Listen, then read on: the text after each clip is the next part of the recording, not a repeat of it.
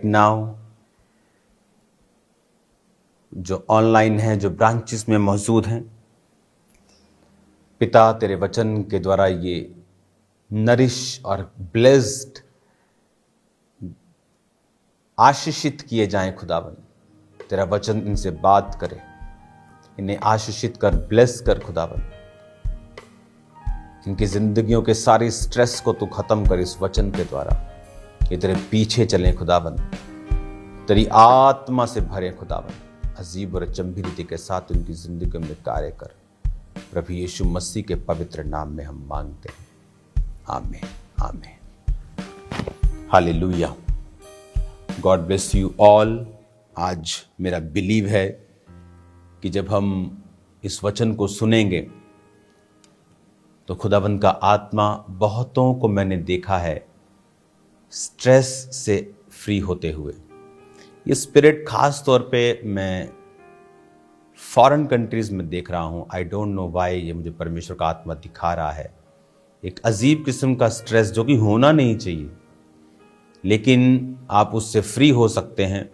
आज का वचन ध्यान से सुने, अपने जीवन में पवित्रताई का नियम बनाएं और आज ध्यान से इस वचन को सुने। बाइबल कहती है, यूहन्ना नबी की पुस्तक उसका 1 जब आप हम पढ़ते हैं तो उसमें लिखा है, यहोवा का वचन अमित्ते के पुत्र योना के पास पहुंचा।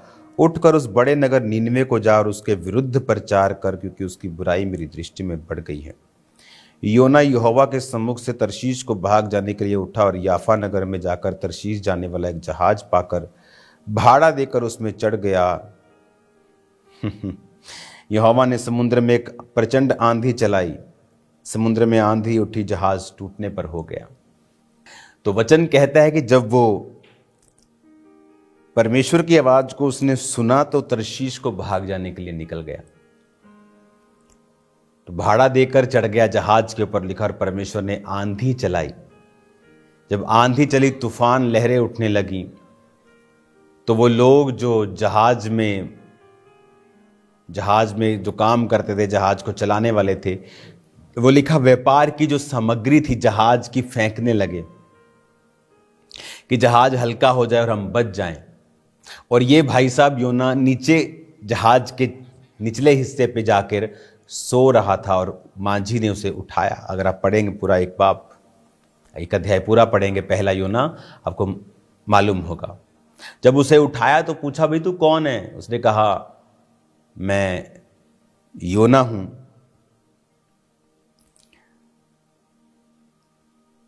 मैं जल स्थल जिसने बनाया है उस परमेश्वर को मानता हूं। तो बातों बातों में उन्हें मालूम हुआ कि ये जो भाई साहब हैं ये परमेश्वर के सम्मुख से भाग आए हैं। तो ये मुसीबत इनकी वजह से हम पर पड़ी है। और वचन कहता है, उन्होंने कहा 7 आयत में, चिट्ठी डालकर हम जान लें ये विपत्ति किसके कारण पड़ी है। तो जब उसको उठाया उन्होंने, जब वो सो रहा था, जो चिट्ठी डाली गई, चिट्ठी योना के नाम पे निकली। योना ने बताया कि मैं इब्री हूं, प्रभु के सामने से भाग आया हूं। तो उसने कहा, अब क्या करें? उसने कहा, मुझे समुद्र में फेंक दो तो तुम शांत हो जाएगा, सारा कुछ ठीक हो जाएगा। तो वो डरे पहले कि हम तुझे कैसे भेज दे भाई, तुझे परमेश्वर ने भेजा है। तो उन्होंने प्रार्थना की, प्रभु इसके खून का लेखा हमसे मत लेना, तू जान, तूने इसको भेजा था, तू ही अब सब कुछ कर रहा है। तो जब उन्होंने भेजा तो परमेश्वर ने एक मच्छ को, बाइबल कहती है, ठहराया था, बड़ी मछली को ठहराया था, व्हेल को ठहराया था, जो उसे निगल गई। अब वो अंदर से प्रार्थनाएं कर रहा है और कह रहा है कि जब मैं मूर्छा खाने को था, जब मैं पहाड़ों की जड़ तक पहुंच गया, जब मैं मरने वाला था, तो परमेश्वर ने मुझे बचा लिया। आज कितने लोग हैं ऐसे जो योना नबी की तरह हैं?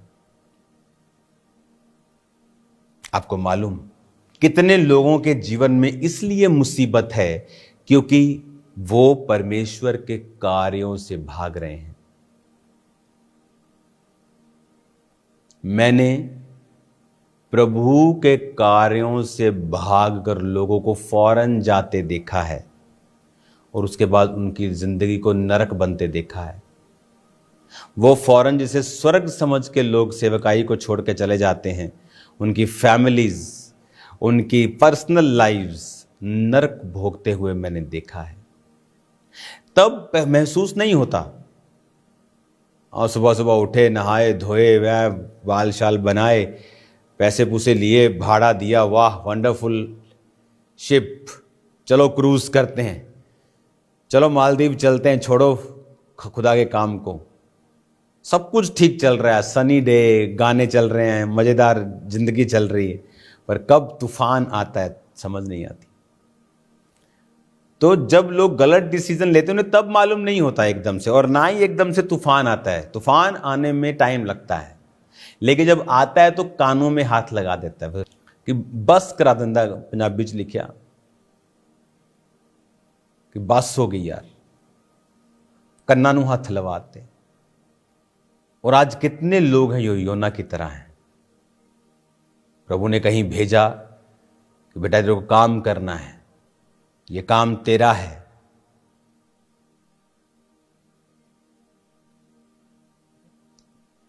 लेकिन हमें लगता है ओह कोई बात नहीं, कोई और कर लेगा, मुश्किल है, आए नहीं परमेश्वर वो कहाँ मन फिराएंगे, वो बड़े अजीब से लोग हैं, वो तू बड़ा दयालु है प्रभु, तू कौन सा उनको मारने वाला, मैं चला भी जाऊंगा तो नाश कर देना, तूने कौन सा नाश कर, तू बहुत दयालु है।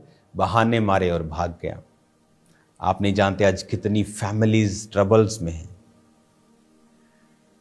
क्योंकि उनका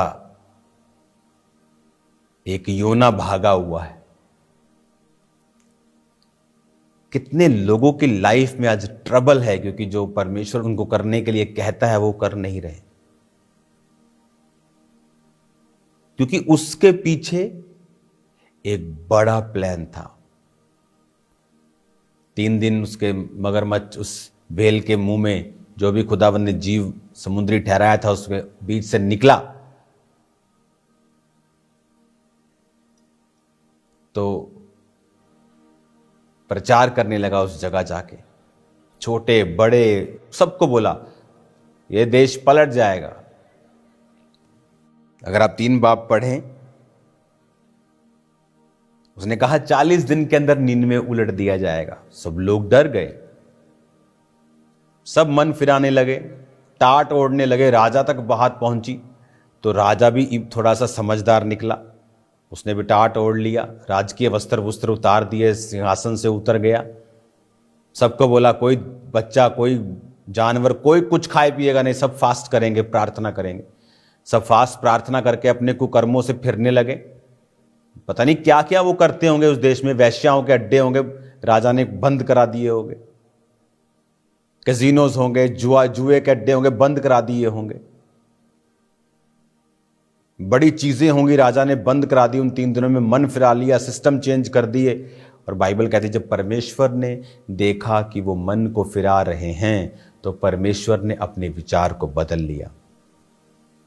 देखिए, और पता उसमें कितने लोग थे, कितने लोग थे, ये 1,20,000 से अधिक मनुष्य, जानवर भी थे, उनके घरेलू पशु भी थे, लाखों जानें थी वहां पर।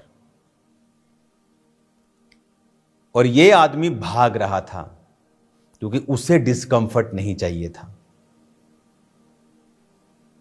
आज लोगों को डिस्कंफर्ट नहीं चाहिए, लेकिन आप ये नहीं जानते कि अगर वो डिस्कंफर्ट आप सह लेते तो कितने लाखों लोग आपके द्वारा, चाहे वो काम डायरेक्ट हो चाहे इनडायरेक्ट हो, आशीष पाते। एक बड़ा शिप चलता है, कैप्टन तो दिखता है, लेकिन नीचे जो कोयला डालने वाले लोग हैं, या नीचे जो आज की मशीनरी के हिसाब से काम करने में जो दिखते नहीं हैं, इसका मतलब ये नहीं कि उनका सहयोग नहीं है, वो भी उतने ही आशीष के हकदार हैं।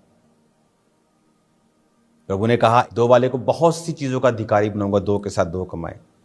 5 को भी सेम आशीष दी, ये नहीं कहा कि मैं तुझे थोड़ी ज्यादा दूंगा, आशीष सबको सेम मिली, क्योंकि 2 ने 2 के साथ 2 कमाए, 5 ने 5 के साथ 5।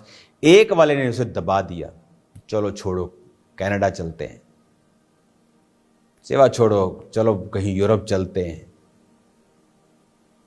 तो आज जब उनकी जिंदगी में दुख आते हैं, तब भी वो इतने बुद्धू, इतने निर्बुद्धि, इतने बेवकूफ लोग हैं अभी भी नहीं समझते हैं कि हम आज की जनरेशन के योना हैं। आज की जनरेशन के पौलुस, पतरस, चेले, स्तिफनुस भी हैं, और आज की जनरेशन के योना और शाऊल और ऐसे व्यभिचारी भी हैं जो आज की जनरेशन के हैं। आज भी सदूकी फरीसी आपको विरोध करते हुए लोगों का मिल जाएंगे छोटी छोटी बातों के ऊपर, और आज भी परमेश्वर की आत्मा की सहायता से चलने वाले, प्रेरितों की तरह चलने वाले लोग भी मिल जाएंगे आपको। जीवित और मुर्दा चर्च दोनों मिल जाएंगी आपको। अटैक करने वाले लोग, एक किसी बड़ी चर्च पे प्रॉब्लम आई तो सब बड़ी चर्चों को लपेटना शुरू कर देंगे। यह दिखाता है कि उनके मन में कड़वाहट है, वो आपको असल प्रेम नहीं करते हैं। स्थिर नहीं है लोग, एक स्पिरिट के नहीं हैं लोग, नकली हैं लोग। आपको कुछ कहेंगे, पब्लिक में कुछ कहेंगे, वो दोगले चरित्र के लोग हैं आज। इसीलिए प्रभु उनको बढ़ाता नहीं, कुछ भी कर लें वो बढ़ाता नहीं, एक लेवल के ऊपर रखता है, क्योंकि चरित्र बहुत बड़ी चीज है, सबसे बड़ी चीज है। जो खुदा ने काम सौंपा है, बड़ा हो छोटा हो, उससे भागे नहीं, क्योंकि उसमें आपकी ग्लोरी है, महिमा है, सुरक्षा है, बरकत है। ऑस्ट्रेलिया से आप सबको मैं कॉन्ग्रेचुलेशंस बोलता हूं, तारीफ कर दो खुदावंद के बड़े क्रूसेड्स के लिए, कामों के लिए। और मैं आपको ब्लेस करता हूं परमेश्वर के नाम में, और प्रार्थना करता हूं कि आप खुदा के कामों से भागेंगे नहीं। अगर भागे हैं तो लौट जाएंगे और प्रभु के कामों को करेंगे, प्रभु आपको सेव नहीं रखेगा। कि कुछ मुसीबतें ले हैंड से नहीं जाएंगी, तौबा से जाएंगी। That's it, that's all. God bless you all, God bless your families, God bless your finances, may God bless everything जो आपका है, विच कंसर्न्स यू। सब ब्लेस करे परमेश्वर, सब ब्लेस करे, वो आपको बढ़ाए, इज्जत बढ़ाए, ऊंचा करे। जो भी आपके साथ जुड़ा हुआ, वॉट एवर जो आपके साथ कनेक्टेड है, वो सब ब्लेस हो यीशु मसीह के नाम में। योना मत बने, खुदा का काम करें, आप सेव नहीं होंगे। बड़े घर बनने में समय लगता है, सेवा में धैर्य लगता है, पेशेंस लगता है। प्रभु आपके संग हो। अपनी आंखों को बंद करें, हाथों को उठाएं। यहोवा परमेश्वर आपको ब्लेस करे, आपकी हदों को बढ़ाए और आपको सेम न रहने दे। सब बीमार चंगे हों, दुष्ट आत्माओं के रोगी शिफा पाएं, यीशु के नाम में, आमीन।